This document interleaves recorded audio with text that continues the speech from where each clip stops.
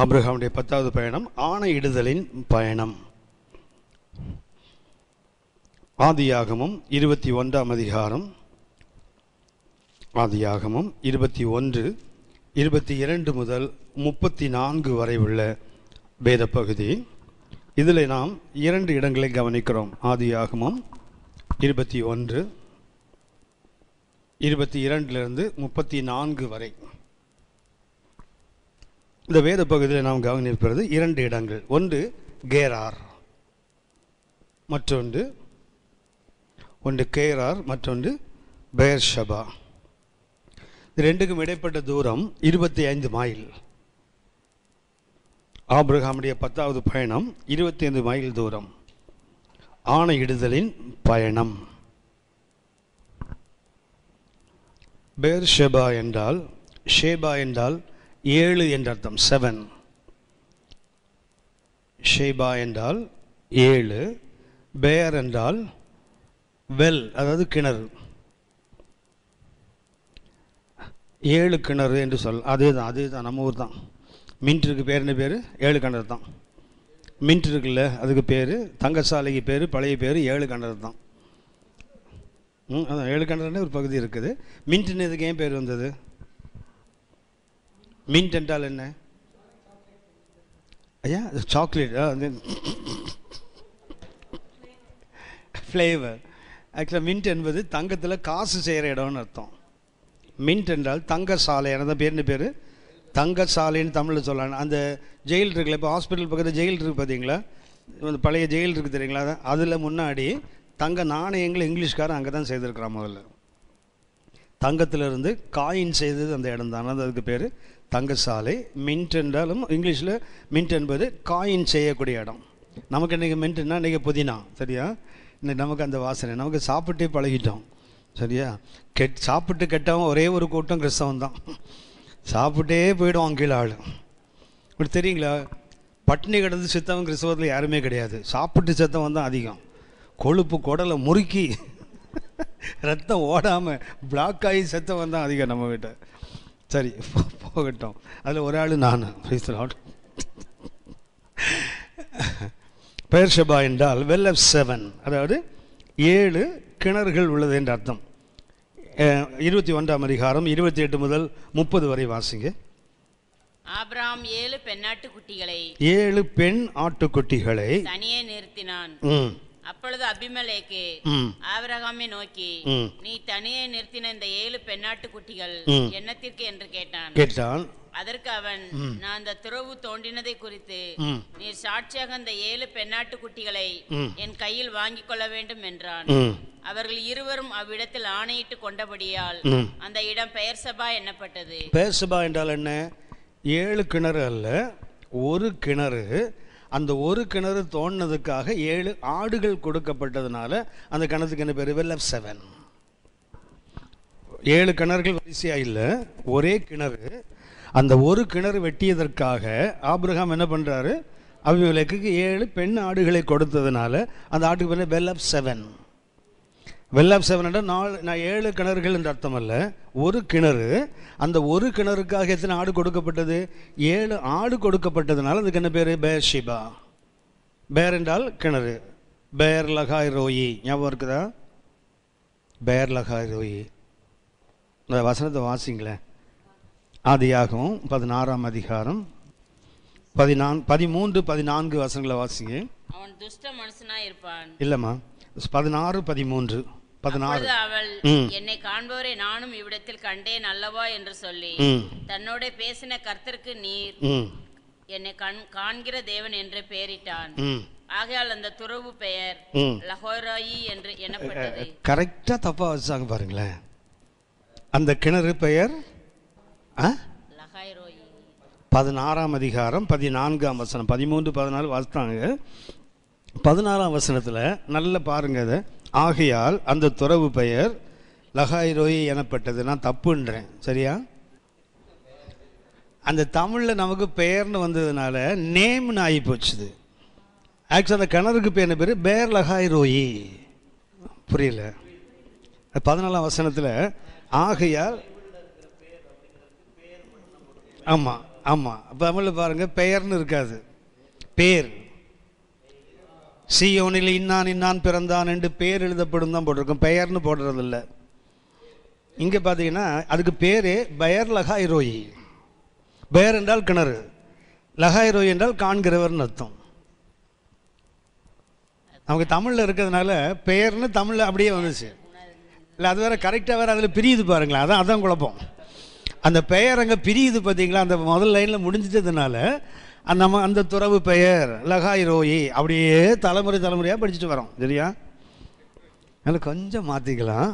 பெயர் லகாய் ரோயி, இந்த பெயர்னு சொன்னேனே, இதுதான் அங்கே பெயர்னு தமிழில் போட்டிருக்குது. பெயர் ஷீபா. அதே போல் பெயர் என்றால் என்ன? கிணறு. பெயர் என்றால் எபிரேய மொழியில் வெல் என்ற அர்த்தம், கிணறு. பெயர் ஷீபா என்றால், ஷீபா என்றால் 7, பெயர் என்றால் கிணறு. 7 கிணறு என்றால் வரிசையாக 1 2 கிணறு 7 அல்ல, ஒரு கிணறு தான். அது வெட்டினதக்க ஆபிரகாம் என்ன பண்ணார்? 7 பெண் ஆடுகளை கொடுத்ததுனால அதுக்கு பேர் என்ன பேர்? பெயர் ஷீபா. இந்த கிணத்துக்காக 7 ஆடுகள் கொடுக்கப்பட்டபடினால வெல் ஆஃப் 7. அதே போல தான் பெயர் கொஞ்சம் அதை மாற்றிக்கொள்ள வேண்டும். சரியா? தமிழில் நமக்கு கரெக்டாக அந்த பெயருங்கிறது மேலே வந்துட்டதுனால அது பெயராகவே மாறி போச்சு. அது அந்த துறவு பெயர் அப்படி ஆயிடுது. பெயருங்கிறது கிணறு, பெயருங்கிறது கிணறு. என்ன அந்த துறவண்டையில் கண்டார் இல்லையா? லகாய் ரோயின்னா காண்கிறவர். எங்கே? அந்த கிணத்தண்டையில் என்னை கண்டாரே. ஷீபா தான் 7, பெயருங்கிறது வெல் தான், கிணறு தான். சரி, அப்படின்னா ஆபிரகாம் அந்த இடத்துக்கு ஏன் அப்படி பேர் வந்தது? 7 பெண் ஆடுகளை கொடுத்து அங்கே உடன்படிக்கை செய்தபடியினால அந்த கிணத்துக்கு என்ன பேர் வந்தது? வெல் ஆஃப் 7, பெயர் ஷீபா. சரி, 21:31 வாசிங்க. 21:31 முதல்ல என்ன வாசித்தோம்? இது வெல் ஆஃப் 7. பெயர் ஷீபா என்றால் என்ன? Well of 7. அதாவது இந்த ஒரு கிணத்துக்காக 7 பெண்ணாடுகள் கொடுக்கப்பட்டபடியினால அந்த கிணத்துக்கு என்ன பேர்? 7 கிணறு. 7 என்பது கிணத்துக்கல்ல, கொடுக்கப்பட்ட ஆடுகளுக்கு. குழப்பம் இல்லையே? குழப்பம் இல்லையே? வழக்கம் நமக்கு 7 கிணறுன்னா வரிசையாக 1 2 7 கிணறு அப்படி அல்ல, ஒரு கிணறு தான். அந்த ஒரு கிணறுக்காக 7 பெண் ஆடுகள் கொடுக்கப்பட்டபடியினால அவன் என்ன சொல்கிறான்? It is well of 7. 7 ஆடுகள் கொடுத்து இது உறுதிப்படுத்தப்பட்டபடியினால இது கிணத்துக்கு பேர் 7 கிணறு. ஆனால் வரிசையாக 7 கிணறு இருந்து அர்த்தம் அல்ல. 2வது 31 வாசிங்கம்மா. அவர்கள் இருவரும் அவ்விடத்தில் ஆணையிட்டு கொண்டபடியால் அந்த இடம் பெயர் சபா எனப்பட்டது. மறுபடியும் அதுக்கு இன்னொரு அர்த்தம் கொடுக்குறாங்க பாருங்களேன். முதல் அர்த்தம் என்ன? Well of 7. 2வது வெல் ஆஃப் ஓத், ஆணையிடுதலின் கிணறு. 1 வெல் ஆஃப் 7. இந்த பெயர் ஷெபா என்பதற்கு 2 அர்த்தம். ஒரு அர்த்தம் என்ன? Well of 7. 2வது வெல் ஆஃப் ஓத். இந்த ஷேபா என்பதற்கு என்ன அர்த்தம் உண்டு? ஆணையிடுதல் என்று ஒரு அர்த்தம் உண்டு. ஆக என்ன பண்ணுறாங்க? அதுக்கு வெல் ஆஃப் 7. பெயர் ஷெபா என்பதுக்கு 2 அர்த்தம். 1 அந்த கிணத்துக்காக 7 ஆட்டுக்குட்டிகள் கொடுக்கப்பட்டதுனால அதுக்கு 7 கிணறு. 2வது என்ன? ஆணையிடுதலின் கிணறு. அந்த கிணத்துங்கிறது என்ன செய்யப்பட்டது? அவர்கள் ஆணையிட்டு கொண்டபடியினால் அதுக்கு என்ன பேர் வந்தது? பெயர் ஷெபா. சரி, 23ஆம் வசனம் வாசிங்க. அப்போ இந்த பெயர் ஷெபா என்ற அதுக்கு 2 அர்த்தம். அடுத்தது 23ஆம் வசனம் வாசிங்க. ஆகையால் நீ எனக்காவது என் குமாரனுக்காவது என் பேரனுக்காவது வஞ்சனை செய்யாமல் நான் உனக்கு செய்த தயவின்படியே நீ எனக்கும் நீ தங்கியிருக்கிற இந்த தேசத்திற்கும் தயவு செய்வேன் என்று இங்கே தேவன் பேரில் எனக்கு ஆணையிட்டு கொடு என்றான். ஆணை யார் பேரில் கொடுக்கப்படுகிறது? தேவன் பேரில். இன் காட்ஸ் நேம். ஆபிரகாமுக்கும் அபிமெலேக்குக்கும் பெயர்ஷெபால ஆணையிட்டுக் கொள்ளுகிறார்கள். யாருடைய பேரில் நடக்குது? தேவனுடைய பேரில். அவன் சொல்லலாம், கர்த்தருடைய பேரில் எனக்கு என்ன செய்ய? ஆணையிட்டுக் கொள். ஆணையிடுதல் என்பது என்ன? தேவனுடைய பேரில் வர வேண்டியது.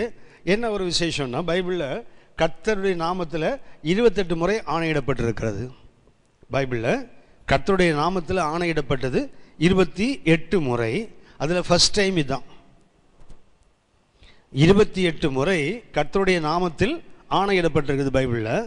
அதில் இதுதான் ஃபர்ஸ்ட். ஆபிரகாமுக்கும் அபிமெலேக்குக்கும் நடுவே நடந்த அந்த ஆணையிடுதல் இருக்குது, அதுதான் கர்த்தருடைய நாமத்தில் மனிதர்கள் முதலாக செய்தது. அடுத்தது மனிதனுக்கும் 31 வசனம் மறுபடி வாசிங்க. 31. அவர்கள் இருவரும் அவ்விடத்தில் ஆணையிட்டு கொண்டபடியால், முதல்ல கர்த்தருடைய நாமத்தில் ஆணையிடப்பட்டது. அடுத்தது யாரும் ஆணையிட்டு கொண்டார்கள்? ஆபிரகாமும் அபிமெலேக்கும் ஆணையிட்டு கொண்டாங்க இல்லையா? மனிதருக்கும் பைபிளில் 22 முறை ஆணையிட்டு இருக்காங்க. கர்த்தருடைய நாமத்தில் 28 முறை. இது இல்லாமல் 2 மனிதர்கள் தங்களுக்குள் ஆணையிட்டுக் கொள்வாங்க இல்லையா? அது 22 முறை. இதுதான் முதல் முறை.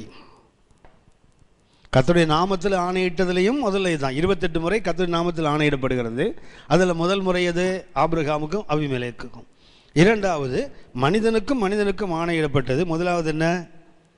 22 முறை ஆணையிடப்படுகிறது. அதில் இதுதான் முதலாவது முறை. அடுத்தது, ஏன் அபிமெலேக்கு ஆபிரகாம்கிட்ட உடன்படிக்கைக்காக வந்தார்? Why Abimelech came for covenant with Abraham? ஆபிரகாம்கிட்ட இவன் ஏன் வரணும்? நான் கடந்த முறை சொன்னேன், ஞாபகம் இருக்கணும் நினைக்கிறேன்.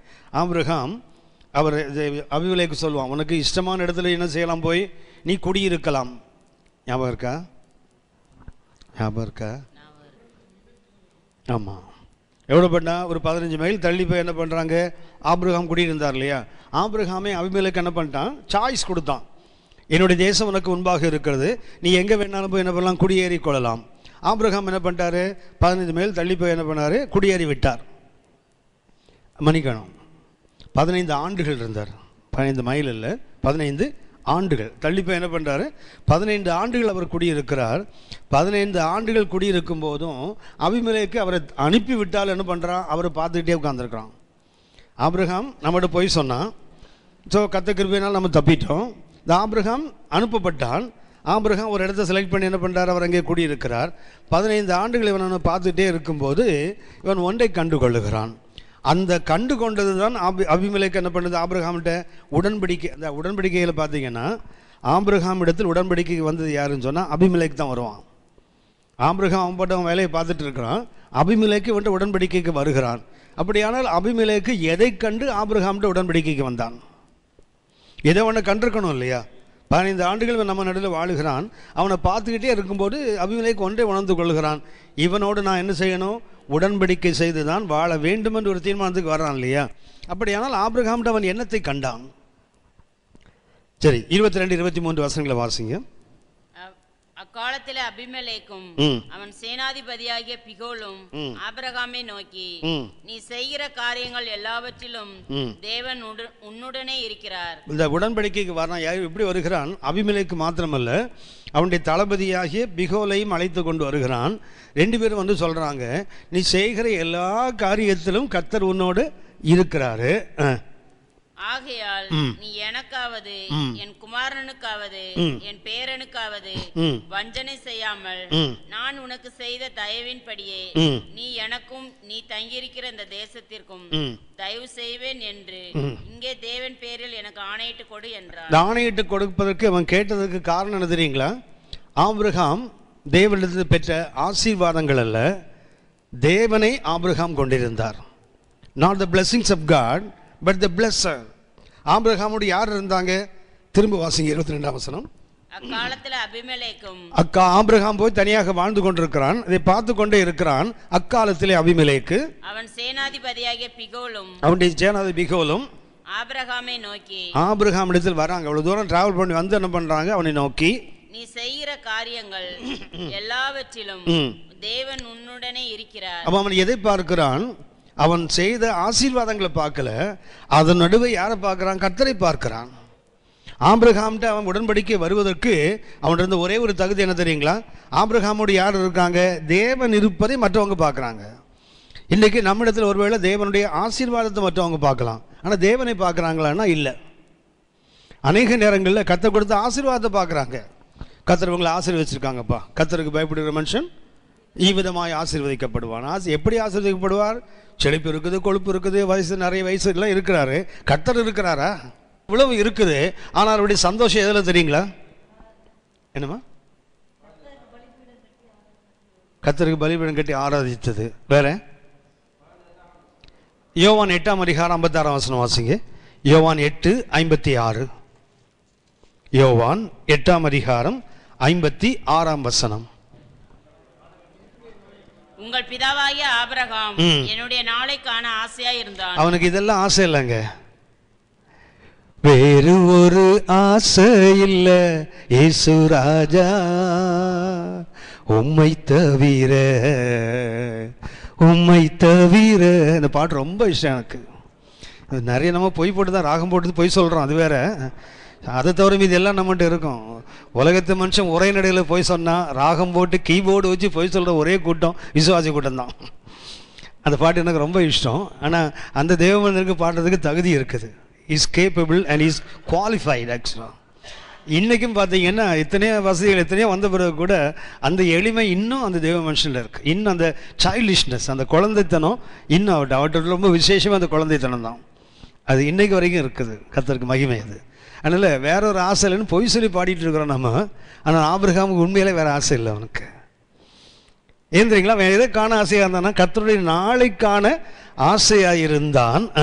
கண்டு களி கூர்ந்தான். அவனுடைய களி கூறுதல் எங்கே இருக்குது தெரியுங்களா? வெள்ளியிலும் பொன்னிலும் ஆடு மாட்டில இல்லைம்மா ஐயா. அவனுடைய எண்ணங்கள் அங்கே இல்லை. யாரை பார்க்கணும்? அவரை பார்க்கணும், அவரை நாளை பார்க்கணும். நமக்கு அது இருக்கான்னு பாருங்களேன். ஏசா இதோ வந்து விட்டார், அதோ இந்த விட்டார் சொல்லி கதெல்லாம் அடிச்சுட்டு இருக்கிறோம்ல. இன்னும் யோசித்து பாருங்க. அவரை தவிர வேற எதுவும் ஆசை இல்லைன்னு சொன்னால் எனக்கும் நமக்கும் அப்படி இருந்திருந்தால் ஊழியம் மாத்திரம் இல்லை, இந்த உலகம் என்னைக்கும் மாறி இருக்கும். இயேசுவை தவிர எனக்கு வேற எந்த ஆசையும் இல்லைன்னு நாம் மாறி இருந்தால் நிச்சயமாக சொல்லுங்க உலகம் என்னைக்கோ மாறிட்டு இருக்கோம் தேவனை நோக்கி. நமக்கு அது இல்லையே. அபிமெலேக்கு எதை பார்த்து ஆபிரகாம் உடன்படிக்கை வந்தான் என்றால் அவனுடைய ஆசீர்வாதங்கள், not the blessings but the pleasure. அவனுடைய என்ன இருந்தது? ஆசீர்வாதங்கள் அல்ல, ஆசீர்வாதங்களை கொடுக்கிற ஆண்டவரை பார்க்க சொல்றான். நீ சேர்க்கிற எல்லா வீட்டிலும் யார் இருக்கிறாங்க? கர்த்தர் உன்னோடு இருக்கிறாரு. நாங்கள் இந்த 15 ஆண்டுகள் பார்த்து கொண்டு இருக்கிறோம். ஆகவே நீ என்ன பண்ண முடியும்? நீ நினைத்த. யோசித்து பாருங்க. அபிமெலேக்கு ராஜா, ஆபிரகாம் யார்? ஒரு நாடோடி. இவனுடைய தேவலையும் அவன் வாழ்ந்து கொண்டிருக்கிறான். இப்போ அபிமெலேக்கு ஆபிரகாம் அவன் தளபதியை அழைத்து கொண்டு வருகிறான். தளபதி இருந்தால் அவன் ராணுவம் இருக்காதா? அவனு பெரிய அரசன். என்ன பண்ணுறான்? ரெண்டையும் வந்து இவன்ட்டு என்ன பேசுகிறான்? கர்த்தர் உன்னோடு இருப்பதை நாங்கள் பார்க்குறோம். ஆகவே நீ எனக்காவது என் பிள்ளைகளுக்காவது என் பேரனுக்காவது என்ன பண்ணக்கூடாது? தீங்கு செய்யக்கூடாது என்று. அப்படின்னா ஆபிரகாமோடு தேவன் இருப்பதை பார்த்தபோது இவனுக்கு என்ன தெரிஞ்சு போச்சு? இவன் நினைத்தால் எந்த அரசாங்கத்தையும் தலைகளை திருப்பிடலாம், எந்த அரசனையும் இவனால் மாற்றிவிட முடியுமென்று அவன் பயப்படுறான். என்ன யோசிச்சிருக்கணும்? எனக்கு பின்னாடி ஒருவேளை இந்த ஆபிரகாம் இந்த நாட்டை பிடிச்சிருவானோ, இந்த ஆபிரகாம் நாட்டினுடைய ஆளுகையை பிடித்து கொள்வானோ பயந்துறான். ஆகவே என்ன செய்யறான்? உடன்படிக்கைக்கு வருகிறான். இன்னும் யோசிச்சு பாருங்க. மற்றவங்க நம்மை பார்த்து இவனோடு தேவன் இருக்கிறார்கள், ஆகவே இவனோடு நான் ஐக்கியமாக இருக்கணும், இவனோட ஃப்ரெண்ட்ஷிப்பாக இருக்கணும், அப்படி யாராவது நினச்சி வராங்களா? உன்னோட கர்த்தர் இருக்கிறார். கர்த்தர் நீ செய்கிற எல்லாவற்றிலும் கர்த்தர் மகிமைப்படுகிறார். அந்த உணர்வு அவனுக்கு வந்தது. அவன் பார்த்தது யார? உடன்படிக்கைக்கு வருவதற்கு அபிமெலேக்கை தூண்டினது ஆபிரகாமின் ஆசீர்வாதங்கள் அல்ல, ஆபிரகாமை ஆசீர்வதிக்கிறவர். இன்றைய ஆவிக்குரிய உலகத்தை என்ன வேணுங்களா? பண்டிகள் கூட வேணும், பரிசுத்தர் தான் வேண்டாம். இன்னைக்கு எது வேணும்? இன்னைக்கு ஜனங்களுக்கு பண்ணி இருந்தால் போதும். 2000 பண்ணி போச்சுதான் உக்குப்பாடு போட்டானே தவிர பரிசுத்த இயேசு வேணாம் தானே தள்ளான கர்கசேனிய நாட்டுக்காரனுங்க. கதனிய நாடு அன்னைக்கு அதை தான் தள்ளுனான். லேகியோன் விடுதலை பெற்றான். ஆனால் என்னாச்சது? 2000 பண்டிகள் நஷ்டமாயிட்டு. பண்டிகளை காட்டிலும் இவங்களுக்கு எது பெருசாக தெரிகிறது? பரமன் தெரியல பாருங்களேன். பண்டிகளை காட்டிலும் இயேசு வேந்து தெரியணும். மாறா என்ன இருக்குது? உங்களுக்கு ஞாபகம் இருக்கும். அப்போஸ்தலர் 19ஆம் அதிகாரத்தில் மந்திரவாதிகளாக ரட்சிக்கப்படுறாங்க. ரட்சிக்கப்படணும் என்ன பண்ணாங்க? அவருடைய மந்திர புஸ்தகங்களை கொண்டு வரானுங்க. கொண்டு வந்து அதை நெருப்பில் போடுறானுங்க. 50,000 வெள்ளிக்காசு, 30 வெள்ளிக்காசு. இயேசு உள்ளே போன உடனே 50,000 வெள்ளிக்காசு அவனுக்கு சாதாரணமாக தெரியுது. இன்றைக்கு எவ்வளோ பெரிய இயேசு வானத்தை, இந்த பாட்டு வேற பாடுவோம், இந்த பார்தலத்தின் சொந்தக்காரர் எந்த உள்ளத்தின். சாதாரண போங்கு இல்லை, போங்கு பித்தளை போங்கு. இது என்ன பண்ணுறான்னு தெரியுங்களா? இந்த பார்தலத்தின் சொந்தக்காரர் என் உள்ளத்தின். அதுக்கு அர்த்தம் என்ன? மொத்த உலகமும் எனக்கு தாண்டான்னு அர்த்தம். முழு உலகத்துக்கும் சொந்தக்காரன். ஏன் சொந்தக்காரன் என்ன அர்த்தம்? இதெல்லாம் யாருக்கு சொந்தம்? இதெல்லாம் நல்ல பாடுறோமே தவிர அவரு வேணுமா வேண்டாமா? இந்த பார்தலம் முழுவதும் நமக்கு வேண்டும். ஆனால் அதை நமக்கு அதை கொடுக்கிற இயேசு நமக்கு வேண்டாமே. அதுதான் இங்கே ஆபிரகாம்கிட்ட ஏன் அபிமெலேக்கு ஒரு அரசன் உடன்படிக்கைக்கு ஒரு சாதாரண மனுஷன் வருவானா? வருவதற்கு காரணம் என்ன? நீ செய்கிற எல்லாவற்றிலும் கர்த்தர் கூட இருக்கா நான் பார்க்குறேனே. ஆகவே நீ நினைத்தால் என்ன செய்ய முடியும்? என் சந்ததியை உன்னால் வேறு இருக்க முடியும். 22ஆம் வசனம் மறுபடியும் வாசிங்கம்மா. 22. அக்காலத்திலே அபிமெலேக்கும் அவன் சேனாதிபதியாகிய பிகோலும் ஆபிரகாமை நோக்கி, நீ செய்கிற காரியங்கள் எல்லாவற்றிலும் தேவன் உன்னுடனே இருக்கிறார். ஆகையால் நீ எனக்காவது என் குமாரனுக்காவது என்னுடைய மகனுக்காவது என் பேரனுக்காவது என்னுடைய 3 தலைமுறைகளுக்கு பயப்படுறான் பாருங்க. ஒருத்தன் 3 தலைமுறைகளை பற்றிய பயம் அவனுக்கு இருக்குது. என் பேரை வரைக்கும் இவனால நான் பாதிப்பை உண்டாக்க முடியும் என்ற ஒரு பயத்துல என்ன பண்றான் பாருங்க. வாசிங்கம்மா. வஞ்சனை செய்யாமல் நான் உனக்கு செய்த தயவின்படியே நீ எனக்கும் நீ தங்கியிருக்கிற இந்த தேசத்திற்கும் தயவு செய்வேன் என்று இங்கே தேவன் பேரில் எனக்கு ஆணையிட்டு கொடு என்றான். அப்படின்னா இன்னைக்கு உலகம் என்ன செய்யணும்? உங்களை பார்க்கும்போது என்ன செய்யணும்? கர்த்தர் உங்களோட தான் இருக்கிறாங்கன்னு பார்த்து நம்மோடு வந்து என்ன செய்யணும்? உடன்படிக்கை. நான் எப்போதுமே நினைப்பேன், ஒருவனுடைய வழிகள் கர்த்தருக்கு பிரியமா இருந்தால் சத்துருக்களும் நமக்கு சகோதரன்லாம் சத்துருவா மாறுறான். இப்போ நம்ம பிரச்சனை அது இல்லை. சத்துருவே சகோதரனா மாறுவான்னு ஆண்டவர் சொன்னா நமக்கு என்ன ஆகுதுன்னா, நமக்கு சகோதரன் இருந்தவங்களாம் நமக்கு எதிரியா மாறி போறாங்க. அப்படின்னு நம்ம வழி எவ்வளவு மோசமா போயிட்டு இருக்குதுன்னு யோசித்து பார்க்கணும். ஃபாதர் பர்க்மன்ஸ் பாணியில சொன்னா, வழி ஆண்டவருக்கு சரியா இருந்தா கர்த்தர் எதிரி காதை பிடிச்சி முறுக்கி இங்க வாடான்னு கூட்டு வருவாராம். வந்து என் பிள்ளைகிட்ட பேசுறான்னு சொல்லுவாராம். அவர் இந்த வசனத்துக்கு அவர் விளக்கம் என்ன பண்ணுவார்? ஆண்டவர் எதிரிக்கு காதை பிடிச்சி முறுக்கி இங்க வாடா என் பிள்ளைகிட்ட பேசுறா, சண்டையாடா போட்ட அவன் ஏன் பிள்ளை பேசுடா அப்படின்னு வரான்டு. இங்கே அவன் சும்மா இருக்கிறவங்களாம் நம்ம காதை பிடிச்சி முறுக்கிறான். இப்போ கர்த்தர் அவன் காதை பிடிச்சா இன்னைக்கு அவன் நம்ம காதை பிடிச்சி முறுக்கிறான். என்னடான்னு கேட்டால் உங்களோட சண்டை போடுறான்டான்றான். நம்ம கதை எவ்வளோ மோசமாக போகிறது. உலகம் பார்க்கும்போது நம்ம அடிக்கடி ஜெபம் பண்ணுறோம், ஆண்டவரே எங்களை பார்க்குற உண்மை பார்க்கட்டுன்றோம்ல. எங்கே பார்க்குறான் அவன்? நம்மையே பார்க்கல, அப்புறம் எங்கே நம்ம ஆண்டவர் நம்மளை பார்க்கறதுக்கு? சகரியா 8ஆம் அதிகாரம் 21 முதல் 23 வரை வாசிங்க. சகரியா 8:21 முதல் 23 வரை. ஒரு பட்டணத்தின் குடிகள் மறு பட்டணத்தின் குடிகளிடத்தில் போய் நாம் கர்த்தருடைய சமூகத்தில் விண்ணப்பம் பண்ணவும். நாம் எங்க போகணும்? கர்த்தர் ஒரு பட்டணத்தில் உள்ளவங்க எல்லாம் அடுத்த பட்டணத்துக்கு போய் அங்க உள்ளவங்க என்ன சொல்லுவாங்களா? நாம் எல்லாரும் போய் கர்த்தர் சமூகத்தில் விண்ணப்பம் பண்ணணும். சேனைகளின் கர்த்தரை தேடணும். தீவிரித்து போவோம். வாருங்கள் நாங்களும் போவோம் என்று சொல்லுவார்கள். என்ன பண்ணோம்? ஒரு ஊர்ல அடுத்த ஊர்ல போறான். இப்போ என்ன சொல்றான்? நம்ம கர்த்தரை நோக்கி விண்ணப்பம் பண்ணணும், கர்த்தரை தேடணும், கர்த்தரை ஆராதிக்கணும். அதுக்கு நம்மளாம் என்ன பண்ணுவோம்? சேர்ந்து கர்த்தர்கிட்ட போவோம். வாரும் சொன்ன உடனே அந்த ஒரு காரணம் நாங்களும் வரோம் அப்படின்னு ஜாயின் பண்ணிப்பாங்களாம். அநேக ஜனங்களும் பலத்த ஜாதிகளும் எருசலேமிலே சேனைகளின் கர்த்தரை தேடவும். எங்க வருவாங்களா? கர்த்தரை தேட வர்றாங்க. என்ன சொல்லிட்டு வராங்க? கர்த்தரை பேசணும், கர்த்தரை நோக்கி விண்ணப்பம் பண்ணணும், கர்த்தரை தேடணும். வாங்கடான்னு என்ன பண்றான்? எல்லா ஜனங்களும் பலத்த ஜாதிகள் கூட புறப்பட்டு வந்து எருசலேமுக்கு வந்து கர்த்தரை தேடவும் கர்த்தருடைய சமூகத்தில் விண்ணப்பம் பண்ணவும் வருவார்கள். அந்நாட்களில் பலவித பாஷைக்காரராகிய புறஜாதியாரில் 10 மனுஷர் ஒரு யூதனுடைய வஸ்திர தொங்கலை பிடித்துக் கொண்டு எதை பிடிப்பாங்களா? வஸ்திர தொங்கலை வந்து பிடிப்பாங்களா? எதுக்கு வந்தானுங்க அவனுங்க? கர்த்தரை தேடவும் கர்த்தர்கிட்ட விண்ணப்பம் பண்ணவும் வந்தானுங்க. வந்தவனுங்க என்ன பண்றானுங்க? ஒரு யூதனை பிடிச்சி என்ன பண்றான்? 10 பேர் சேர்ந்து என்ன பண்றானா? ஒரு யூதன் அங்கி போட்டிருப்பான்ல, அந்த அங்கியின் ஓரத்தை பிடிச்சிக்கிறானா எல்லாவனும் பிடித்து கொண்டு தேவன் உங்களோட இருக்கிறார் என்று என்ன சொல்றான் பாருங்க.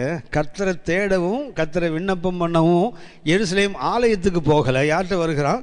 தேவ பிள்ளைகிட்ட வரான். ஒரு கர்த்தருடைய பிள்ளைகிட்ட வந்து என்ன பண்றான்? அவனுடைய வஸ்திர தொங்கலை பிடித்து கொண்டு கர்த்தர் உன்னோட தான் இருக்கிறார் என்று கேள்விப்பட்டோம். ஆகையால் உங்களோட கூட போவோம் என்று சொல்லி என்ன பண்றான்? கர்த்தர்ட்ட போனா யார்கிட்ட வரணும்? உங்ககிட்ட தான் வரணும் சொல்லி நாங்கள் என்ன பண்றோம்? யோசிச்சு பாருங்க. நம்ம பேண்ட் எவனாவது 10 பேர் பிடிச்சிருக்கானா பாருங்க. வஸ்திர தொங்கல் அவன் யூதன் போட்டிருக்கான், ஒரு பெரிய பாவாடை மாதிரி ஒன்று போட்டிருப்பான்ல, அது என்ன பண்றான்? ஒவ்வொருத்தரும் பிடிச்சிக்கிறானா. நம்ம பேண்ட்டு நம்ம ஷர்ட் எவனாவது பிடிச்சி தொங்கினானா இது வரைக்கும்? ஐயோ உங்கள்கிட்ட தான் ஏன் ஆண்டவர் இருக்கிறாரு அப்படின்னா பார்க்கல தானே நம்மகிட்ட ஆண்டவரை. 10 மனிதர் ஒரு யூதனை பிடித்து என்ன பண்ணுவானா? உன்னோட மாத்திரம் தான் கர்த்தர் இருக்கார், நான் எங்கே போகிறேன், நீ கர்த்தர்கிட்ட போகிற, நாங்கள் என்ன பண்ணுவோம்? சட்டையை பிடிச்சிக்கிட்டு நாங்களே எங்கே வந்துடலாம்? கர்த்தர்கிட்ட வந்துடலாமே. இப்போ தேவனிடத்தில் போவதற்கு ஒரு வழி யாருன்னா கர்த்தருடைய பிள்ளை. எருசலேமில் ஆராதனைக்கு வர்றானுங்க, பஸ்கா பண்டிகைக்கு வர்றவனுக்கு என்ன பண்ணுறான்? இயேசுவை காணணும்னு விரும்புகிற யார்கிட்ட பேர் என்ன தெரியுங்களா? நாத்தான்வேல்கிட்ட போய் நிற்கிறானுங்க. நாத்தான்வேல் யார்கிட்ட போனார்? அந்திரேயாட்ட போனார். அந்திரேயா இயேசுவை கூட்டு போயிட்டார்ல. அப்படின்னா people know whom to catch. யாரை பிடிக்கணும், யாரை பிடிச்சா யார்கிட்ட போகலான்னு தெரியுதில்ல ஜனங்களுக்கு. நம்மளை ஒதனு வரைக்கும் பிடிக்கலன்னா இப்போ நம்ம இன்னும் கத்தட்ட நிறைய பேர் நடத்தலன்னு தானே அர்த்தம். உங்கூட வந்தால் நீ கத்தட்ட என்ன கூட்டிகிட்டு போய்விட எனக்கு நம்பிக்கை இருக்குது. ஒருத்தன் சொல்கிறான் ஆண்டவர் ஏற்றுக்கொள்ப்பான்னா எல்லாம் கேட்டான். அப்புறம் நீ சபைக்கு வரணும்ப்பா. எந்த சபைக்கு? அது அந்த சபைக்கு. அந்த சபைக்கா? எங்கள் பக்கத்து வீட்டிலேருந்து ஒருத்தர் போகிறாரு, அந்த சபைக்கா? அந்த சபைக்கு தான். அந்த ஆள் வர சபைக்கு நான் வரமாட்டேன் அப்படின்னு சொல்லுவான். அப்போ அந்த ஆள் போகிற பரலோகத்துக்கே வரமாட்டான் போல இருக்குது. எவ்வளோ அழகான சாட்சி பாருங்களேன். ஒரு முறை இந்த பக்கத்தில் உள்ள ஒரு ஊழியக்காரர் தான், அது பேர் எனக்கு மறந்து போச்சு, அடிக்கடி யோசித்து பார்க்குறேன், பேரே வரமாட்டேங்குது. அவர் ஒரு மாதிரி சொன்னார். அவர் சபையில் ஒரு ஆசிரியராக இருந்து பாஸ்டர் ஆனவர். அவர் என்ன பண்ணார்னா, அவர் ஒரு ஆன்லைன் பேரில் பேசும்போது நான் பேசணும் போய் மாட்டிக்கிட்டேன் ஒரு நேரத்தில். அப்போ அவர் பேசும்போது சொன்னார், அவருடைய சபையில் ஒரு அம்மா ரட்சிக்கப்பட்டு சபைக்கு வந்துட்டு இருக்கிறாங்க. ரொம்ப ஒழுங்காக சபைக்கு வர்றவங்க, ரொம்ப வைராக்கியமாக ஆண்டவர் காணிக்கிறாங்க. கணவர் ரட்சிக்கப்படாதவர். பாஸ்டர் எங்கே வெளியே பார்த்தாலும் அன்பாக பேசுவார். பாஸ்டர் கூப்பிடுவார், அடிக்க ஐயா சபைக்கு வாங்கய்யா. வரையாம்பார். ஆனால் சபைக்கு வரமாட்டார். வீட்டு சந்திக்க போனான்னு சொன்னால் அவர் வீட்டில் இருந்தான்னா ரொம்ப மரியாதை கூப்பிடுவார். பாஸ்டர் நல்லா கனப்படுத்துவார், சொல்கிறதெல்லாம் கேட்பார். ஆனால் கோயிலுக்கு மாத்திரம் வரமாட்டார். ஒரு நாள் இவர் அடிக்கடி ஜெபிக்கிறார் ஊழியக்கார அந்த மனுஷனுக்காக. ஒரு நாள் அந்த அம்மா மாத்திரம் சொன்னாங்க, ஐயா நம்பிக்கையே போயிட்டுக்கா. பாஸ்டர் கேட்டார், என்னம்மா நம்பிக்கை போயிட்டு? அவ்வளோதாயா, நான் நரகத்துக்கு ஒப்பு கொடுத்துட்டேயா. யாரை? வீட்டுக்காரர். அந்த ஆள் ரட்சிக்கப்பட மாட்டாயா. நானும் சொல்லி பார்த்துட்டேன், ஜெபம் பண்ணி பார்த்தேன், அந்த ஆள் வரமாட்டாயா. அவ்வளோதான்யா, அவனை நரகத்துக்கே ஒப்பு கொடுத்துட்டேன். இந்த ஊழியக்காரர் மனசு உண்மையிலே கஷ்டப்பட்டது. பார்த்தா நல்ல மனுஷனாக இருக்கான், அன்பாக பழகுறான், மரியாதையாக பேசுகிறாரு. இவருக்கு என்ன பிரச்சனை? ஒரு நாள் வெளியில் போகும்போது அவர் கணவரை மாத்திரம் பார்த்தாரு. அவனை பார்த்து பேசும்போது பேசியிருந்தார், ஐயா உங்களோட முக்கியமான கேட்கணும், ஏன் சபைக்கு வர மாட்டேங்கிறீங்க? வரேன்னு சொல்கிறீங்க, வரமாட்டேங்கிறீங்களே சொன்னார். ஏன் வரணும் சபைக்கு? சபைக்கு வந்தால் தான் ஐயா நீங்கள் இயேசுவோட பிள்ளையை மாற முடியும். இயேசு பிள்ளைய மாறினா எனக்கு என்ன லாபம்? இயேசு பிள்ளைய மாறினா பாவங்கள் மன்னிக்கப்படும். பாவம் மன்னிக்கப்பட்ட என்ன ஆகும்? பரிசுத்தமாக வாழ்வீங்க. அதனால் என்ன, உங்களுக்கு பரலோகம் கிடைக்கும். அப்படியா? அப்புறம் நீங்கள் ஞானஸ்தானம் எடுக்கணும். அப்படி இதெல்லாம் சொன்ன உடனே அவர் கேட்டார், என் ஒய்ஃப் இதெல்லாம் எடுத்துட்டாளா? ஓ எல்லாம் எடுத்துட்டாங்க, ரட்சிக்கப்பட்டிருக்காங்க, ஞானஸ்தானம் விஷயம் எல்லாம் போயிட்டாங்க. அப்போது பரலோகம் போயிடுவா? கண்டிப்பாக போயிடுவாங்க. அவள் பரலோகம் போவான்னா இதெல்லாம் இல்லாமலே நான் பரலோகம் போயிடுவேன்னார் அவர்.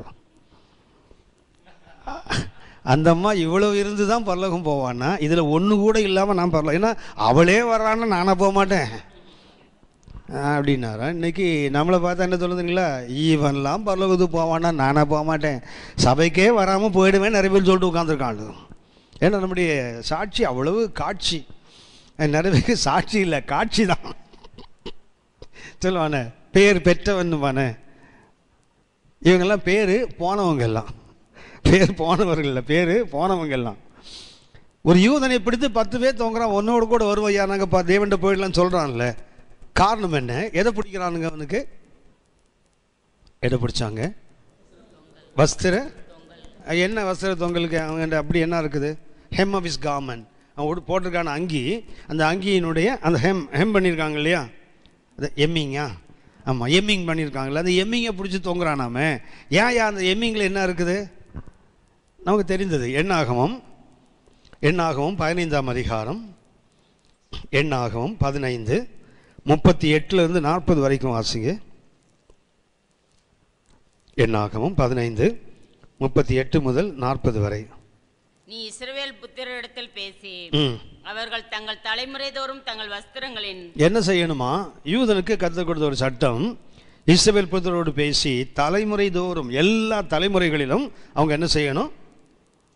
தங்கள் வஸ்திரங்களின் ஓரங்களிலே தொங்கல்களை உண்டாக்கி என்ன செய்யணும்? வஸ்திரத்தின் ஓரத்தில் தொங்கல்கள், அந்த கார்மெண்ட் போட்டிருக்கான அங்கே மேலே இங்கே போட்டிருக்கானே, அதுக்கு கீழே என்ன செய்யணும்னு சொன்னால் அங்கங்கே ஹேங்கிங்ஸ், அங்கங்கே தொங்கல்களை உண்டாக்கி ஓரத்தின் தொங்கலிலே இளநீல நாடாவை கட்ட வேண்டும் என்று என்ன பண்ணணும்? ஒவ்வொரு எண்ணிலையும் என்ன செய்யணும்? இளநீல நாடாவை கட்டி தொங்க விடணும். அதில் நீங்கள் பின்பற்றி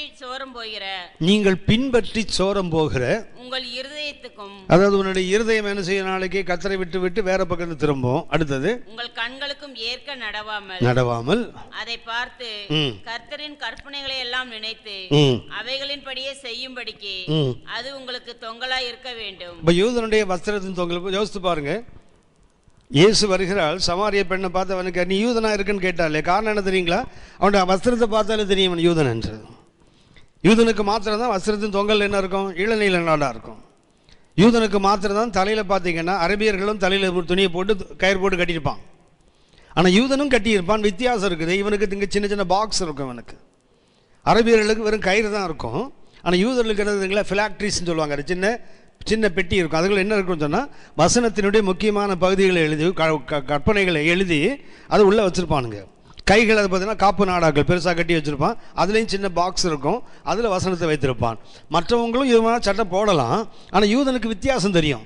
தலையிலையும் தெரியும், கால்லையும் தெரியும். அவனுக்கு காலில் என்ன இருக்குது? இளநீல நாடா தொங்குகிறது. அது எதன் அடையாளம்? இவங்கெல்லாம் கர்த்தருடைய வசனத்துக்கு கீழ்ப்படுகிறவர்கள். இப்போ நடக்கும்போது என்ன ஆகும்னா, அந்த அங்கே அப்படி முன்னாடி போகும் இல்லையா? போகும்போது என்ன ஆகும்? அந்த போயிட்டு வரும்போது அவன் கண்கள் பார்க்குறான். கால் எடுத்து வைக்கும்போது அந்த பெரிய பாவாடமாக தானே போட்டிருக்கானுங்க அங்கி. அங்கே கால் நடக்கும்போது அது முன்னாடி போகும்ல அங்கி. போகும்போது அந்த இளநீல நட அவன் கண்ணுக்கு தெரியும் போது என்ன ஆகும்? நான் வசனத்தின்படி நடக்க வேண்டியவன் என்று அவனுக்கு நினைப்பூட்டம். மார்க்கு மத்தேயு 9ஆம் அதிகாரம் 21ஆம் வசனம் வாசிங்க.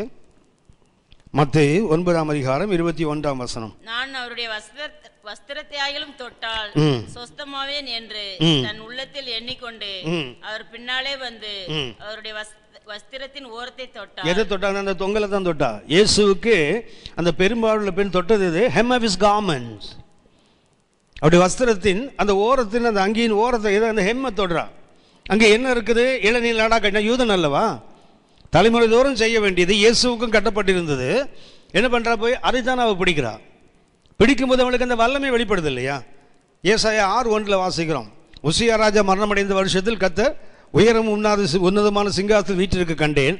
அவர் வஸ்திர தொங்கலால் தேவாலயம் நிரம்பி இருந்ததில்ல. இப்போ தேவனுடைய வஸ்திர தொங்கலுக்கு என்ன தன்மை இருக்கிறதோ அதனுடைய ஒரு பகுதி யாருக்கு கொடுக்கப்படுகிறது? யூதனுக்கு கொடுக்கப்பட்டது. உன் வஸ்திரத்தை தொங்கலை கட்டி போட்டுக்கோ. நாளைக்கு என்ன ஆகும்? நீ சோரம் போய் வசனத்தை விட்டு மாறாக நடக்கும்போது இது உனக்கு என்ன செய்யும்? நினைப்பூட்டு. நீ வசனத்தையுமே நடக்க வேண்டிய ஆளு. ஏன் மற்ற 10 பேர் வந்து ஒரு யூதனுடைய வஸ்திர தொங்கலை பிடிச்சிக்கிறான்? அது எதன் அடையாளம்? வசனத்துக்கு கீழ்ப்படுகிறவன். அப்படியான இன்னைக்கு உலகம் உங்களிலே என்னிலே கர்த்தரை பார்க்கணும்னா நீங்கள் நானும் வசனத்தின்படி நடக்கிறவர்களா இருந்தால் கண்டிப்பாக பார்க்கும். இவன் வசனத்தின்படி பயப்படுக்கும், வசனத்தின்படி வாழ்கிறவன் என்றால் என்ன ஆகும் தெரியுங்களா? எல்லாம் நம்முடைய சட்டையை பிடிச்சி வந்து நிற்பான். கர்த்தர் உங்க கூட தான் இருக்கிறாரு, நாங்கள் உன்னோட கூட வருவோம் அப்படி சொல்லுவான். எப்போ சொல்லுவான் தெரியுங்களா? நம்முடைய வாழ்க்கை வார்த்தையாக இருந்தால், நமது வாழ்க்கை வார்த்தையின்படி இருந்தால் அந்த தொங்கல் நம்ம வாழ்க்கையில் இருக்கும்னா கண்டிப்பாக அதை வந்து பிடிப்பான். வசனத்துக்கு பயப்படுறான். ஐயா கர்த்தருடைய வார்த்தையின்படி வாழுகிறவன் ஆக இவனுக்கு என்ன செய்யணும்? இவன் கூட போனால் நம்ம கர்த்தர்ட்ட போயிடலாம். பரிசுத்த பவுல் சொல்லலையா? ஒருவன் கிறிஸ்துவை பின்பற்ற மனதான என்ன பின்பற்றி வா. எவ்வளோ கான்ஃபிடென்ட் பாருங்களேன். ரோமர் 11 1 கொரிந்தியர் 11 மிக அழகாக சொல்லுகிறார். நான் கிறிஸ்துவை பின்பற்றுவது போல் நீங்கள் என்ன பண்ணுங்க, என்னை பின்பற்றி வாங்க. ஏன்? அவனுக்கு அவ்வளோ ஒரு கான்ஃபிடென்ட், வசனத்தின்படி நான் நடக்கிறேன். அப்படியானால் 10 புறஜாதிகள் வந்து ஒரு யூதனுடைய வஸ்திர தொங்கலை பிடித்து கொண்டு நாங்கள் உன்னோடு வருவோம், கர்த்தர் உன்னோடு மாத்திரம் இருக்கிறார் என்று சொல்லுவாரானால் ஆபிரகாம் பற்றி ஏன் அப்படி சொன்னான்? அபிமெலேக்கு கர்த்தர் அவனோடு இருந்தார், வசனத்தின்படி வாழ்கிறார். கர்த்தர் சொன்ன கட்டளையின்படி அவன் வாழ்கிறானாக என்ன செய்ய முடியாது? யாரும் தவிர்க்க முடியாது. ஒன்று கவனித்துக் கொள்ளுங்க, உங்களோடு என்னோடு கர்த்தர் இருப்பதை உலகம் பார்க்கணும். யாக்கோபோடு கர்த்தர் லாபான் பார்த்தாரா? பார்க்கலையா? லாபான் பார்த்தா சொன்னார், எனக்கு தீங்கு செய்ய பொல்லாப்பு செய்ய எனக்கு வல்லமை உண்டு, ஆனால் உன் ஆண்டவர் சொன்னார். பார்த்தானே. இன்னொரு பார்த்தீங்கன்னு சொன்னால் பார்த்தது போத்திபார் பார்த்தான்ல, யோசேப்போடு கர்த்தர் இருந்தது பார்த்தார்ல. இன்னொருவர் லேகியம் சொன்னான் இல்லையா? இயேசு பாத்திரம் சொன்னானே, ஆண்டவரே எங்களை துன்பப்படுத்த வந்தீரா? ஏன் கர்த்தரா? அவருடைய தேவன் இருக்கிறார். அப்படியானால் இன்னைக்கு உலகம் என்ன செய்யணும்? உங்களிலே என்னிலே கர்த்தரை பார்க்கணும். என்றைக்கு கர்த்தரை நம்மளை பார்க்கணும்னு சொன்னால் வசனம் என்றைக்கு நம்ம வாழ்க்கையில் அனுபவமாய் மாறுமோ. வசனத்தை பிரசங்கம் பண்ணுறதுனால இல்லை, வசனத்தை நம்புறதுனால இல்லை, வசனத்தை கை கொள்வதனால்தான். வசனத்தை வாசிக்கணும், விசுவாசிக்கிறோம் மாத்திரமல்ல, அதை வாழ்க்கையில் நடைமுறைப்படுத்தும் போது தான் உலகம் நம்மளே கர்த்தரை பார்க்கும். சும்மா இயேசு வந்தார் போனாருன்னு சொல்லி இயேசுன்னு கத்திட்டு இருக்கனாலே இயேசு ஜனங்கள் நம்ம பார்க்காது, மாற எரிச்சல் தான் அடையும். சும்மா பொழப்பு பார், சும்மா இயேசுநாத பேரை சொல்கிறான். நம்ம ஊரில் சொல்லுவானே, படிக்கிறது ஒன்று இடிக்கிறது ஒன்றுவானே, அதே தான் ஆகிடும், நமக்கும் ஆகிடும். ஜெபம் பண்ணலாமா? கர்த்தரை நோக்கி பார்ப்போம், ஜெபிப்போம்.